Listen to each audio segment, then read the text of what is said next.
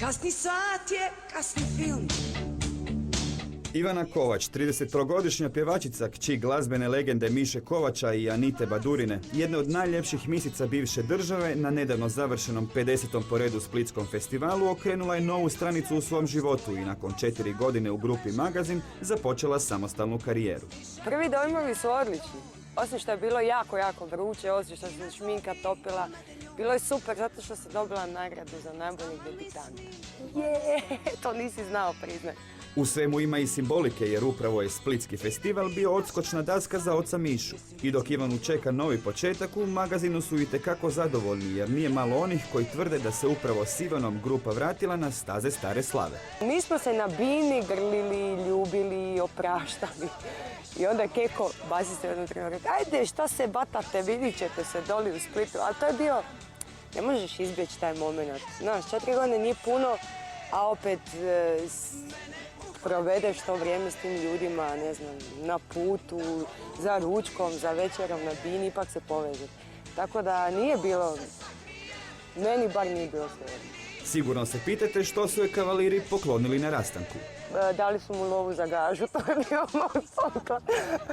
Samostalnu karijeru i dalje će najrevnije pratiti njen otac, a za pjesme će biti zaduženi Neno Ninčević, Tonči Huljić i drugi poznati skladatelji i aranžeri. Iako joj ova imena garantiraju uspjeh, Ivana i dalje skromno planira svaki detalj svoje karijere. Pitaju me bi ti htjela uspjeti, naravno bih htjela uspjeti, ali sad ovisi, znaš, kako definiraš taj uspjeh. Ja ga definiram na način da radim to, jer to volim, stvarno volim, ali da živim od toga, znači da zarađujem. Eto, to je moja neka vizija.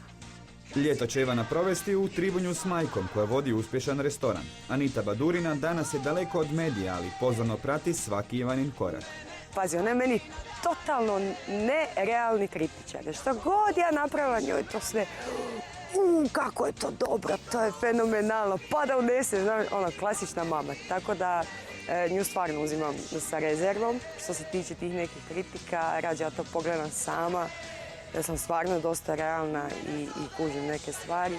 Ali kad hoćeš čut nešto što hoćeš čut, onda nazoveš mamu i čuješ to što hoćeš čut i to bude super.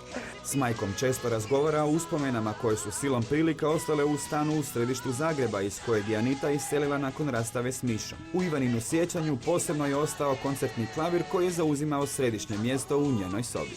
To je bio crni klavir, i ti si ga vidio u crnom izdanju. Kako moja mama imala te napadaje pituravanja stana, tako da cijeli klavir opiturala u bilo. Ali to nije naš profi, to se vidi tragovi, onako kista i pitura, onda digaš onaj poklopac gore, onako se sve cijedi, znaš, kapljice bijele boje. S tim klavirom ne možeš ništa. Ali žao mi je zato što, kad sam učila klavir, učila sam na njemu sve naše. Teško je za povjerovati, ali od stotina obiteljskih fotografija Ivani je ostalo tek nekoliko. Ima puno tih sitnica na koje kad smo se selili nisi uopće razmišljao. A sad u stvari recimo ti albumi sa slikama, mislim to je nešto što se ne može ponoviti. Znaš, dok si dijete, sve te slike i to više nikad neću dobiti nazad. Ali dobro mislim, samo se krivo. Iako bi mnogi njen život svrstali u bajke, poznati otac, prekrasna majka i općenito jedna od najpoznatijih obitelji bivše države, to baš i nije tako.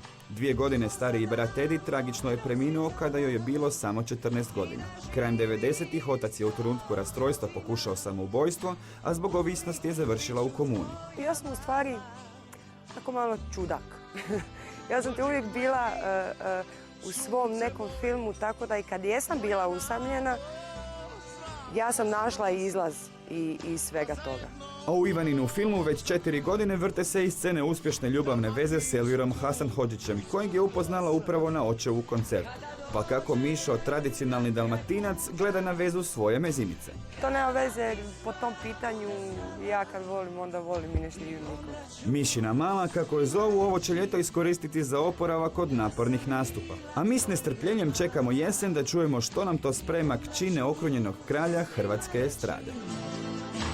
Da sam bila tvoja mama.